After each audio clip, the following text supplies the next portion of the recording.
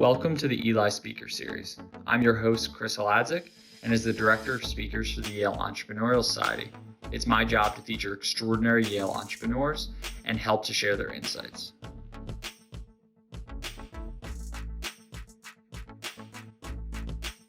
Get started. So welcome, Emmett. Thank you so much for taking the time out of your busy schedule today. Yeah, no problem. For those of you who don't know, Emmett Shear is the co-founder and CEO of Twitch, the world's leading live streaming platform for gamers and the things we love. Prior to Twitch's exit to Amazon for a reported $970 million, Emmett raised over $42 million in funding from some of the best investors, including Bessemer, Paul Graham, and Y Combinator. Prior to launching Twitch in 2011, Emmett co-founded live streaming service Justin TV. He is also a partner at venture capital firm Y Combinator, where he advises startups on product and strategy. Emmett graduated from Yale in 2005 with a degree in computer science. So I wanted to start our conversation in a very unexpected place, an auction on eBay. So could you talk us through Kiko Calendar, your ideation process behind it, and how that experience impacted your beliefs on passion and entrepreneurship? Yeah. So his senior year, and I had two friends, Justin Kahn and Matt Fong. I'd grown up with Justin in Seattle. We've both gone to Yale, and we've become close friends there. And Matt was Justin's freshman year roommate, and we all became pretty close. That was the reason I took Math 230, which I recommend to anyone who wants to be challenged and learn some really hardcore math. It was great. I was not going to do it, and Matt pushed me really hard on it. It's like, basically, don't wuss out on me. Come on, we can do it. And Matt had the insight: we are never going to have more access to venture capital or a better risk tolerance profile than we do right now. Like, it's not going to get better. We have access to all these really smart people. We have access to lots of time. It's not ever going to get better. If we're going to start a company, like, now is actually the best time to do it. Like, Matt actually wound up on Wall Street working for Goldman and then Soros, and now starting his own thing in finance, because it's that's a very, I think, like, trader mindset of like, what's the best positive EV result. But it convinced me and Justin. And so we started talking about what we should build. And if you cast your mind back to the 2004, 2005, which is when this was sort of the year 2004, 2005 year, Gmail had just come out, and we were all using Gmail, and we're like, oh, this is the future. This is the future of software. And Google Calendar hadn't been launched yet. And we're like, well, Gmail is obviously awesome. Clearly there should be a calendar like this to go along with it. And we and like 17 other people all had this idea at the same time, and started trying to build a JavaScript based calendar. In retrospect, that was not a good way to come up with an idea for a product. Kiko wasn't very successful. We managed to convince Paul to fund us, I think, because we seemed smart, but the idea was not good. And we really failed to do the single most important thing when you're working on a startup, which is get data on what the customers actually want or need. And one way to do that is to be a customer yourself, but we'd never used calendars before. We were college students. I don't know how many people here keep a busy, robust calendar, but my guess is not very many of you. Neither did I. And so we were like we had no intuitive understanding of what was good about calendars. And neither did we talk to anyone who actually used calendars. And so we basically just copied Outlook and put it on the internet, plus some tweaks that seemed clever to us. And we were pretty decent, like, product designers. So like the tweaks were not bad, but like we did not have any idea what we were doing, which is why we wound up selling it on eBay like a year and 3 months later. And I'm very impressed. We got like $250,000 from the eBay auction. But I would chalk Kiko up as a failure. Fong was actually, Matt Fong, who induced us to do it, was actually on the initial application to YC in the first batch. But then he wanted to make sure he could actually get a green card. And so he went to work for Goldman instead, which I'm still a little sad about, but that's what happened. Wow, what a story. So kind of fast forwarding a little bit to the Justin TV and Twitch days. And you think, like, we think about pivot versus perseverance as this classic struggle in entrepreneurship. When things aren't going well, Sometimes you think success is right around the corner and you need to persevere, or maybe it's time to change course and pivot.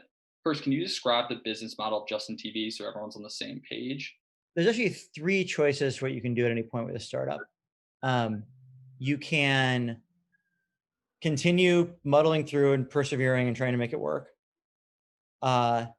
You can uh, pivot. And I mean pivot in the formal sense of keep working on your same thing, but tweak it in some way. Make some major shift in how you think about the business model or the product orientation. But where you can reuse, fundamentally, you're reusing 90% of the same product. Like you're just making a pretty significant change to it. Or finally, you can change ideas. You can give up and do something else. And basically, I think all three of those you do at different times. I think basically the right option is when things aren't working, it feels tempting to pivot or to give up, but continuing to try is usually the right course of action. Continuing to iterate. The line between iterating and making your product slightly different and pivoting is like only qualitative or only quantitative, not qualitative, right? Like you can make small changes, bigger changes, really big changes. And so I don't even necessarily think of those as two distinct options. It's kind of like if you know about like simulated annealing or gradient descent, you want to take big jumps in the beginning when you don't know and it's not working. And then you want to take smaller jumps over time as you zero in on the actual solution. And you should give up when you've really given up. If you really don't think you can make it work and you're ready to throw in the towel, you should throw in the towel. But I'll note that like almost every successful, some people get lucky, but almost all the successful companies are in some sense it's a little bit too early, because you're either too early or you're too late. Like you never start on exactly the right day. You're either like some amount of time too early and some amount of time too late. Well, if you're too late, you're just screwed. Someone else is beating you to the punch and it's over. If you're too early, that can be okay. You just have to hang on until you aren't early anymore. That's what we did with Justin TV. We were about, I would say 5 years too early in live video. Like live video was not going to be internet connections weren't good enough. Mobile networks weren't good enough. We were about 5 years early in 2006 when we started. Live video really became a thing 2010, 2011.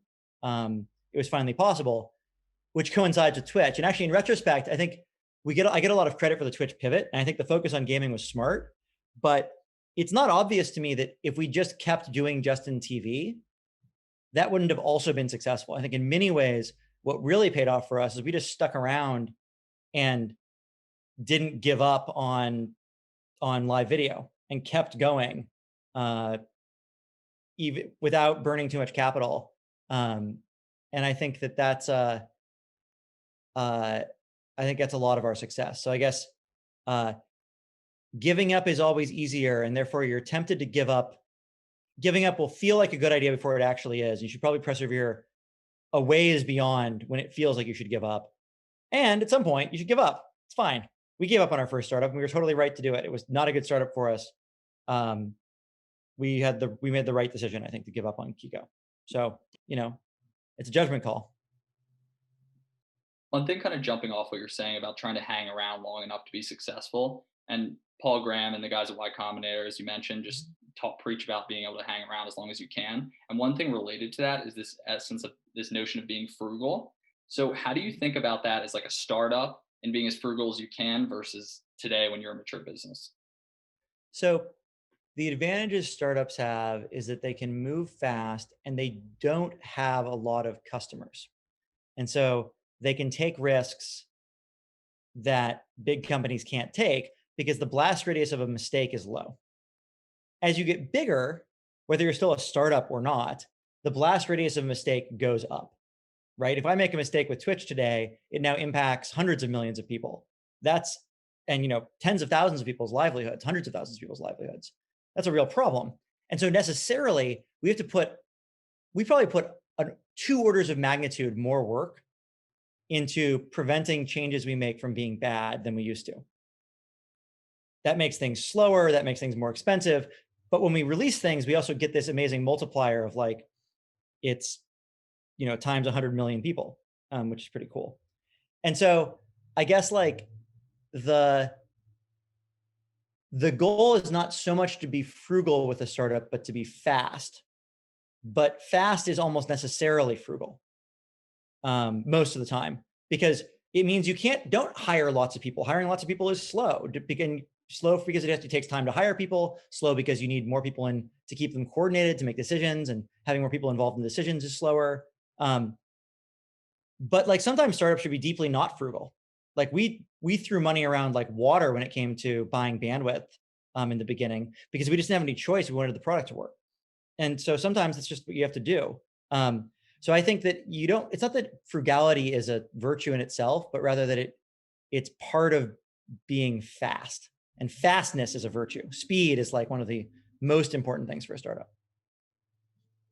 That makes sense. Switching gears a little bit and doing some homework for this conversation, I saw that your team obviously didn't have expertise as entertainers or in the reality TV or live stream space. Though this seems counterintuitive, something I've personally noticed is that sometimes industry expertise can actually be detrimental to innovation. So if you look at Elon with SpaceX and Tesla, the Carlson brothers had no experience with Stripe in the payments industry, Heath Boy in real estate and Open Door. What are your thoughts on this, and how do you think about the dichotomy of expertise and innovation? I can throw a counterexample. My co-founder Kyle, who started Justin TV with me, went on to found Cruise. Kyle had been working on self-driving cars at MIT since he was 16, or so at his high school, and then at MIT, and he'd been working on it since he was 16. He's probably one of the world's leading experts in self-driving car, to the degree anyone was, in like designing a self-driving car. He was exactly the right person to start that company. I think you need to distinguish in companies between companies that have significant technical risk, where you do need domain experts, where the real risk is not is about, of course this would be valuable. Self-driving cars are a great example. There's no question if there's a market for self-driving cars. You have zero market risk. If you can build a car that drives itself, it's worth a lot of money. Your risk is, and also you don't even have very much execution risk, like in the sense that you don't have to get the operations right or scale it. You could like license it to someone else. You just develop the tech, you're good. But you have huge technical risk. Is it even possible to do this? For technical risk startups, it's very important you be a domain expert, because that's the thing that is going to kill the company. But unless your company is one of those sort of, deeply technical, very, very difficult technical things where, it's unclear if it can even be done, I don't think it's as necessary. And clearly Elon proves you can do it without that. I think Elon's exceptional in a bunch of ways. I'm not sure that I would copy his playbook exactly. Especially since step one in his playbook was super important point. Step one in his playbook was be a PayPal founder and have a lot of money. Step two in his playbook was start the other companies. If he had tried to start Tesla without having first been a very rich, successful entrepreneur, he never would have been able to raise the capital required. So the kind of company you want to start as a first-time founder should be a company that, for the most part, doesn't rely on raising huge amounts of money. As a serial entrepreneur, you gain access to the set of companies that are about where it's important to raise huge amounts of money up front. SpaceX being a great, I want to make spaceships. Being a serial entrepreneur is going to be a big help there. But I guess we weren't domain experts, in my personal experience, on reality TV. And if we had been, we would have saved ourselves about 6 months of screwing around trying to make a live reality television show, which was a dumb idea that could never work. The only reason that Justin TV wound up working is it turns out the thing we'd built for ourselves to do the reality TV show, we then turned into a technical platform. And in retrospect, it was good that we tried to run a show. It was stupid of us to believe that show was ever going to be successful. And we could have treated the show as a dog fooding of the tech we were building from day one. And that would have saved us a bunch of time and a bunch of, made it a lot easier for us. Fascinating. So It seems that you put a lot of weight on problem identification, which is obviously important for a variety of different careers, even outside entrepreneurship. What's your specific framework for identifying problems? And then how do you know what problems to focus on professionally as well as personally? Well, you just asked the fundamental question of rationality. Uh, well, how do you know what is true, and how do you know that it's true? Because that's right. Problem identification is just another way of saying what should you work on? What is the best thing to work on? Which has some answer. Uh, in theory, out there's some ranked list of optimal problems for you to work on. You don't have access to that ranked list, but it's out there somewhere. And you're trying to get up reasonably high on that list. You don't have to get to the top. There's no reason to worry about that. Um, the f- I don't think there's a royal road to rationality and to like making decisions that are like reasonable and like drive in the correct direction. I think the main thing to keep in mind is like uh, connecting your decisions to the underlying evidence over and over again. Um, it's very easy to get excited about ideas or think about ideas that seem exciting in theory, but that no one actually wants. And so, in particular for startups, I think my framework is someone, when you build V1, should think V1 is freaking awesome and be really excited to use it. And it could just be you. If you are legitimately actually really excited to use your own product and use it every day and love it, that's actually a really good sign. And it's probable that other people will love it too, because you're not that weird. People aren't, we like to believe we're all so special and different, but we are not. We're all fundamentally pretty much the same. And if you love something, probably a billion other people do too. At worst, maybe 100 million of us, right? There's a lot of people. And so uh, the key is making sure you're doing something, you're working on something that you're building, whatever you're building, that is something people actually want. I think the other thing is that like that there's a feasible like way uh, uh, to build like the I remember Moeller Sky Cars is this company I loved when I was a kid. They're trying to build flying cars in the 90s. That was a bad idea, not because flying cars were a bad idea, but because like it wasn't actually possible yet to build a flying car. And so, they were wrong on the feasibility side. But it's still not a bad startup. I actually would prefer to see people take swings at things that are uh, maybe not possible, but definitely good, rather than the thing people usually do, which is definitely possible, but questionably valuable. Um, of the two, valuable is more important. I will say you don't have to be a user of your own product. That's one way to do it. One easy way to do it is build something that you love yourself. The other way to do it is talk to other people and design things for them. So, for example, if I wanted to go into business building smart HVAC systems for skyscrapers, I would not build for myself. I would go talk to the people who buy HVAC systems for skyscrapers because I have no idea what their lives are like, what their problems they face, or how they consider optimizing. And somebody needs to build those, and those products aren't going to get necessarily built by the people who use them. There are lots of products that get built for a different set of people than the people who are using it. But I wouldn't go try to talk to all these skyscraper construction companies. I'd pick like one and try to get them to tell me, if you could just change one thing about these HVAC systems, what would it be? And like, why are these HVAC systems not as good as they should be? Interesting. So I know the early days, obviously you were super involved in the weeds on product and design. And obviously as the company's scaled, you've had to kind of go from a frontline general to more of like an allocator of capital. How did you like learn those skills? And then what are your thoughts on stuff like executive coaching or maybe any mentors that you had along the way? Um, so I've had the same coach since I became CEO of Twitch about, it was like 8 years ago now. I recommend coaching. I think going to a coach uh, weekly or biweekly is super valuable. It's a little bit expensive, but let's say it makes you 5%, 10% more effective. If you think about the implicit amount of money the company is investing in you and your capability, you should kind of do it as soon as you cash wise can afford it. Um, I have an investor in a company, Torch.io, that provides scalable coaching services. Caveat, I'm conflicted. It's the company I invested in it, but I invested in it because I think it's such a good idea. And I'm I'm really pro coaching. I got a lot of mentorship and advice from Paul Graham when I joined YC in the beginning.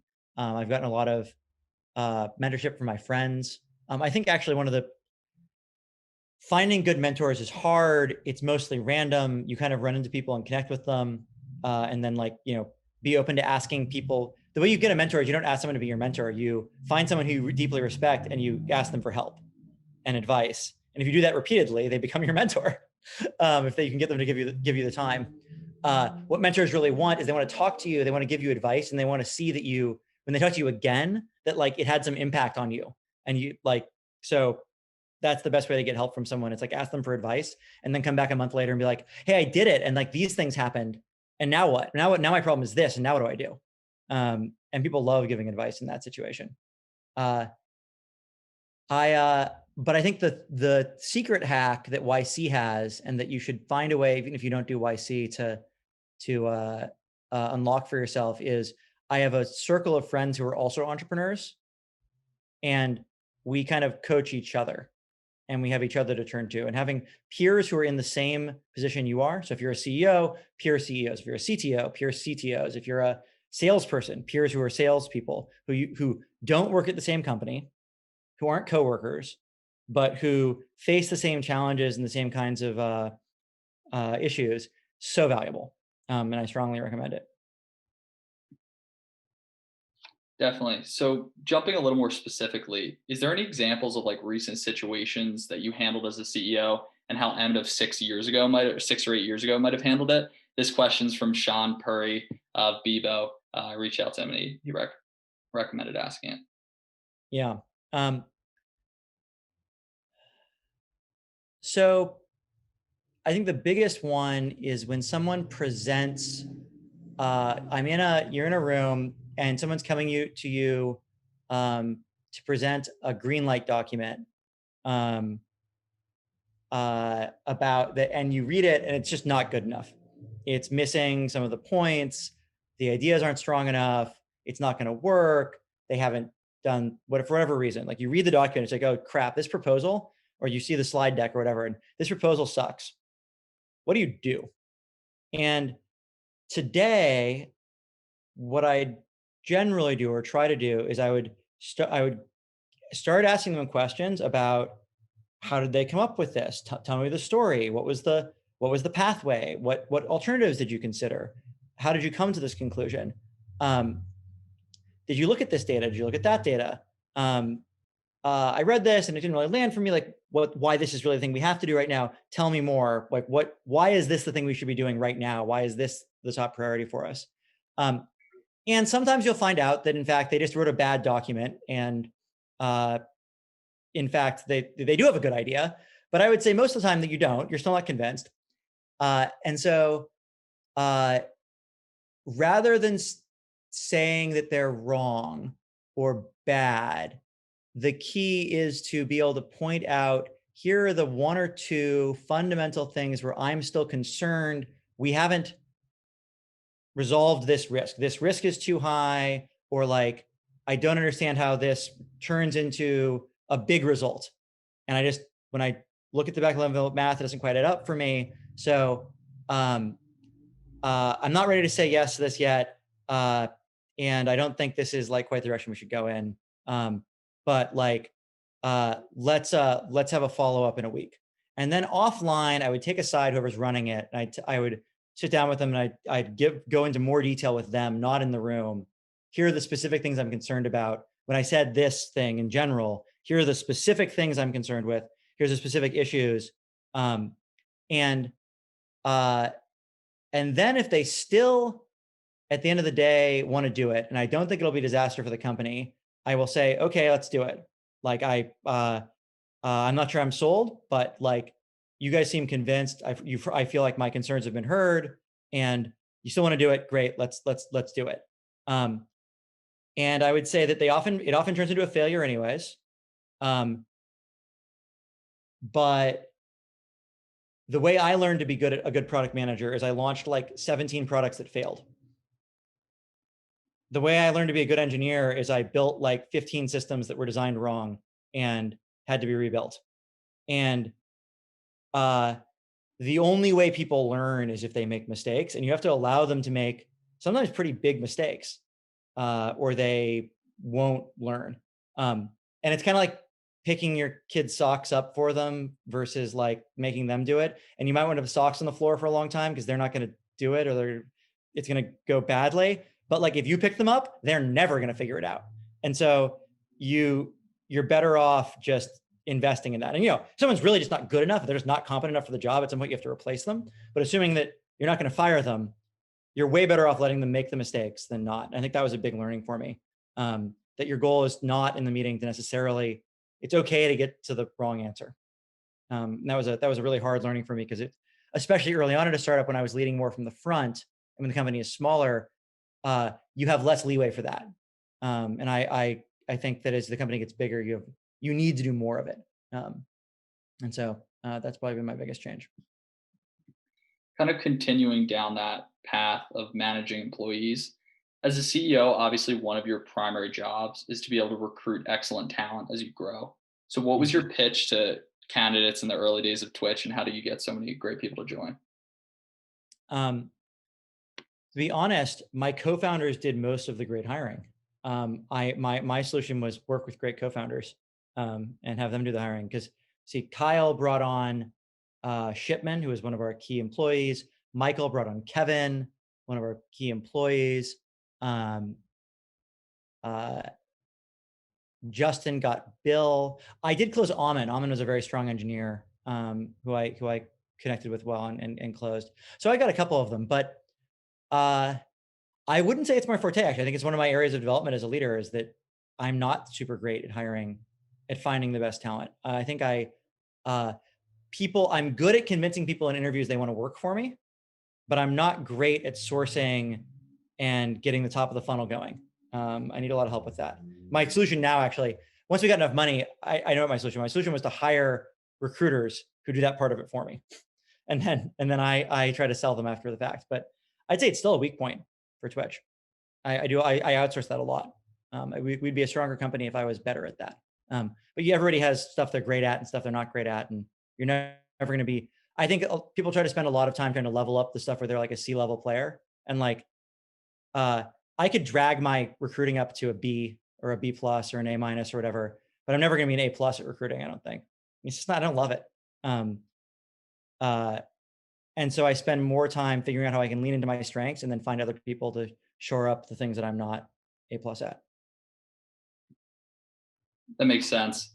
So in listening to some of your other interviews, I was fascinated by your thoughts on companies and their organizational structure. So specifically the balance between centralization, which you talk about promotes mastery, decentralization, which promotes autonomy. Could you talk through some of those ideas and how you arrived at them? Yeah. So there's this great video that's about motivation. I think it's by Pinker or someone, but it's a mastery, autonomy, purpose, and the mastery, autonomy, purpose model for work, for motivation at work and productivity, and that people are motivated by a desire to make autonomous decisions where they are growing in their skill sets and building mastery against a purpose they believe in. And I found that framework very compelling.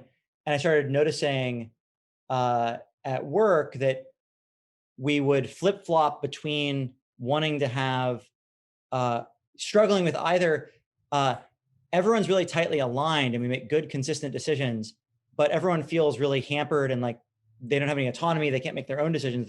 Everything's top down versus a decentralized model where people feel very autonomous, but everyone's like very disconnected. And like they don't necessarily feel tied into a greater purpose. They don't know what's going on there. And they're often not collaborating with the other best people of their area. And so they're struggling to build mastery and level up their skills. And I think it's, it sort of makes sense, right? Either you are grouping people together by the kind of work being done, or you're grouping people together by the purpose of the work being done.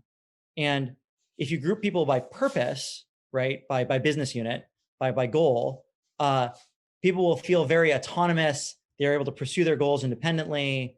They've got a team that can do everything they need, and that feels good. But they're all the engineers or all the product managers spread throughout the organization, and there's no sense in which they're like part of the same team and like learning from each other and organized together. And so you end up with a very incoherent organization in the extreme. And I just think there's this joke in Silicon Valley, especially for fast growing companies, but I think just in general, like there's a reorg every like 18 to 24 months. And I just think that's due to that's like, I think people like are like, oh, it's like somehow incompetence. Like we got the reorg wrong the last time. But in fact, it's just correct to reorganize the company periodically, and shuffle up who's working with who and where you're trading off mastery versus autonomy versus purpose in the organization. And do that rather than think that one org structure is the org structure to rule them all, and you finally got it right, and it's never going to have to change, which I think is just nonsense. So kind of focusing more on you personally, do you have any frameworks or how do you think about setting goals, and then for yourself and then as well as professionally with Twitch? Um, I guess I think less now about setting goals and setting intentions. And the distinction being goals are these like, smart, measurable outcomes. And like, yeah, I mean, I do goal setting sometimes and it can be useful, but like, I find goals are demotivating as often as they're motivating. Because if you don't do the goal setting just right, the goals are either too easy or too hard. And doing goal setting just right in an environment of high uncertainty is very, very hard. Whereas intentions get you, I think, most of the value of goals, which is clarity about what you're trying to do without needing to calibrate at the exact number. So a good example would be like, you might have a goal of losing 20 pounds, but you might have an intention of eating healthy every lunch. Or just eating healthy. You might have a goal of moving your engagement numbers up by 5 points. You might have a intention of coming into meetings with the spirit of community and inspiration rather than auditing and correction. Those are just and like the intention isn't really measurable. I don't really track whether I'm doing it correctly or not. But I find that it generates most of the value that I get out of a goal without all the downsides. That definitely makes a lot of sense. And I think a lot of people, especially if you get to the opportunity to be able to attend Yale, goal setting is a big part of your life, but then trying to switch to intentions and kind of like know how to work between those two is definitely interesting. Knowing when you need a goal, and a goal can be super motivational. And when you really do need to set a goal, and it's like, we got to get this number to here, and we're going to like work at that. And that's our goal. And we're focused on it. And when you more need an intention, it's something you're going to grind out over time. And it doesn't really require a goal. I guess I'd also distinguish between goals like we have to get our monthly users up by 57% versus goals that are like, we want to launch the following 4 things. Like that's not really even they're goals, but like it's more like we have a list of stuff and we're trying to get it done as fast as we can. Like, and yes, you have a goal of getting it all done in this quarter or whatever, but like that's and it's good to write it down and track it and whatever, but they're kind of different. One is like, we need to make this happen and it kind of doesn't matter how. The other one is like, it's effectively a big to-do list, which is useful, but to-do lists are great. I love to-do lists, but they're not quite the same thing as an intention or a goal. Interesting. Yeah. So would you have any specific or concrete recommendations from your own experience at Yale about how a current undergrad can prepare themselves to be a successful entrepreneur?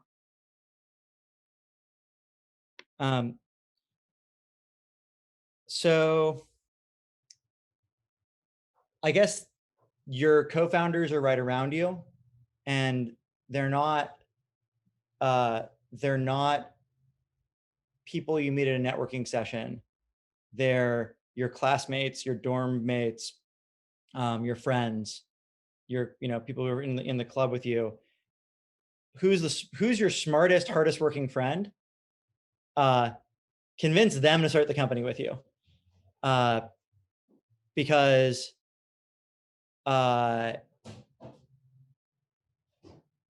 that's the biggest thing you have in college is a bunch of people sit around you who aren't yet committed to a career path, who don't yet have any sunk costs, and for whom it's the lowest risk time you'll ever have to start a company.